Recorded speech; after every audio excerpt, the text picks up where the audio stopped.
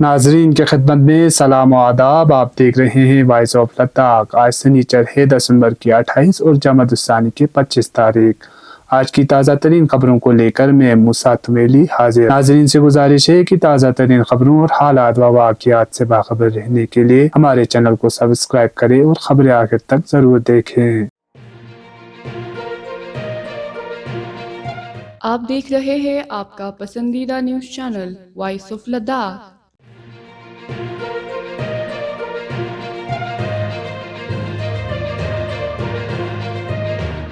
محکمہ موسمیات کے پیشن گوئی کے مطابق جموں و کشمیر اور لداخ کے بلند مقامات پر جمعہ کے دوپہر سے برف باری شروع ہوئے اور شام ہوتے ہی کرگل کے نچلے علاقوں میں بھی برف باری ہوئے جو ہفتہ کے دوپہر تک جاری رہے۔ برف باری کے نتیجے میں کرگل سری نگر شاہراہ بند کر دیا گیا ہے۔ برف باری کے نتیجے میں اب تک کرگل شہر میں کم سے کم 3 انچ برف جمع ہوئی، جبکہ ذرائع کے مطابق دراس میں 6 انچ، سانکو میں 6 انچ، پانی کھر میں 9 انچ اور شکر چکتن سب ڈویژن میں 2 انچ برف جمع ہونے کی خبر ہے۔ برف باری کے نتیجے میں سب سڑکوں پر پھسلن کا خطرہ پیدا ہوا ہے اور کرگل شہر کے اندر میونسپلٹی محکمہ نے صبح سویرے سے ہی برف ہٹانے کا کام شروع کر دیا ہے۔ اسی طرح کرگل ضلع کے مختلف سڑکوں سے متعلقہ محکموں کی جانب سے سڑکوں سے برف ہٹانے کا سلسلہ شروع کر دیا ہے۔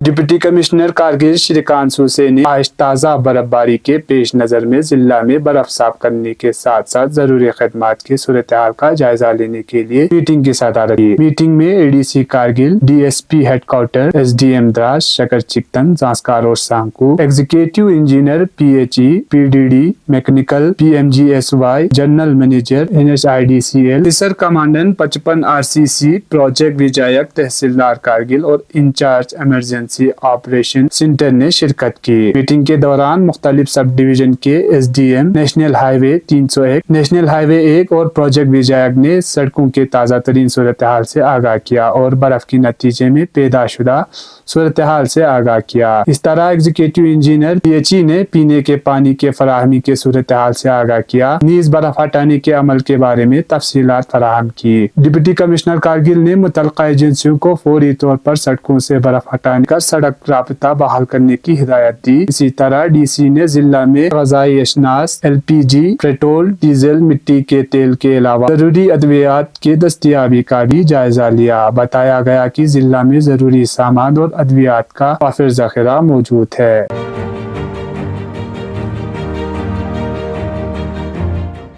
یو ٹی لداخ کے ضلع لے میں روایتی تہوار لوسر کے مناسبت سے ضلع کے مختلف مقامات پر تقریبات کا اہتمام کیا جا رہا ہے، جس میں کڑاکے کے سردی کے باوجود مقامی لوگ روایتی جوش و جذبے کے ساتھ حصہ لے رہے ہیں۔ اسی دوران متعلقہ علاقے کے گردنواح سے متعلق رکھنے والے فنکاروں اور کلچرل ٹولوں اور گونپاؤں کے لاواؤں نے کثیر تعداد میں شرکت کی۔ اس دوران فنکاروں نے مختلف نوعیت کے رنگارنگ کلچرل پروگرام پیش کیے۔ اس کے علاوہ مختلف قسم کے پکوان، مشروبات کا بھی گھروں میں اہتمام کیا جا رہا ہے۔ واضح رہے، لوسر یعنی نئے سال کی آمد کے موقع پر یو ٹی لداخ کے لیہ اور کارگل میں نئے سال کی آمد پر تقریبات کا اہتمام کیا جاتا ہے۔ اس دوران نئے سال کی خوشی میں کلچرل پروگراموں کا سلسلہ اور سٹال لگا کر لیہ بازار میں رونق پیدا کرنے کی کوشش شروع کیے ہیں۔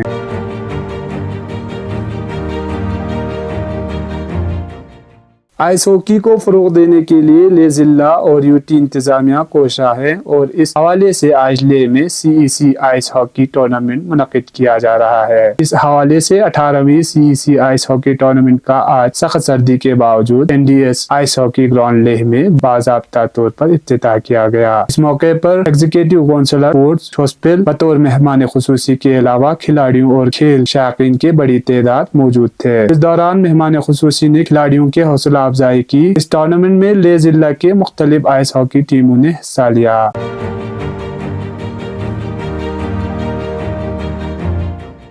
گزشتہ 24 گھنٹوں کے دوران بادل صاف رہا اور درجہ حرارت میں گراوٹ دیکھنے کو ملا۔ اس دوران کرگل شہر میں درجہ حرارت کم سے کم -12.9 ڈگری سینٹی گریڈ درج کیا گیا۔ اسی طرح لیہ میں درجہ حرارت -12.2، زانسکار میں 17.2 اور دراس میں -17.7 سینٹی گریڈ ریکارڈ کیا گیا۔ اب پیش ہے قومی اور بین الاقوامی خبریں۔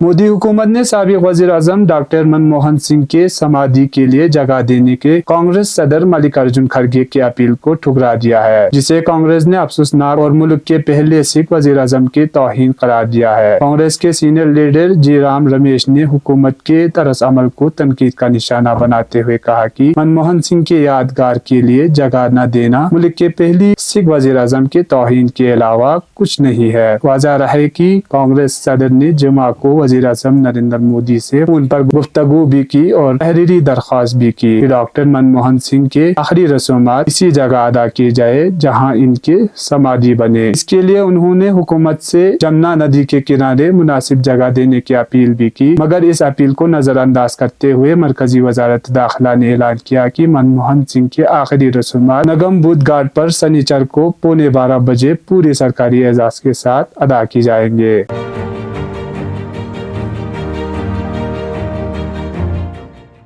मीडिया रिपोर्ट के मुताबिक गजा के मुकामी ज़राए ने ऐलान किया है कि गासिब सियोनी हुकूमत के जंगी तैयारों ने गजा के मुख्तलिफ इलाकों पर दोबारा बमबारी की, जिसके नतीजे में 50 फलस्तीनी आम शहरी शहीद व जख्मी हो गए। खुद को भी गजा के खिलाफ वहशियाना सहूनी जारियत में 15 फलस्तीनी शहीद व जख्मी हो गए थे। दूसरे जानिब अक़वाम मुत्तहिदा ने कल एक रिपोर्ट में ऐलान किया कि फलस्तीनी शहदा की तादाद 45,000 से तजावीज़ कर चुके हैं, जिसमें 13,000 से जायद सिर्फ बच्चे शामिल है और 7,000 की तादाद औरतों पर मुश्तमिल है, जबकि तकरीबन 1,08,000 फलस्तीनी जख्मी हुए हैं। इस रिपोर्ट में शुमाली गजा में वबाई अमराज फैलने पर खबरदार भी किया गया है, जिसके नतीजे में इस इलाके में शर्मनाक इंसानी अलमिया जन्म ले सकता है। ये थे अब तक की खबरें। इसी के साथ मुझे और मेरे साथियों को दीजिए इजाजत। अल्लाह हाफिज।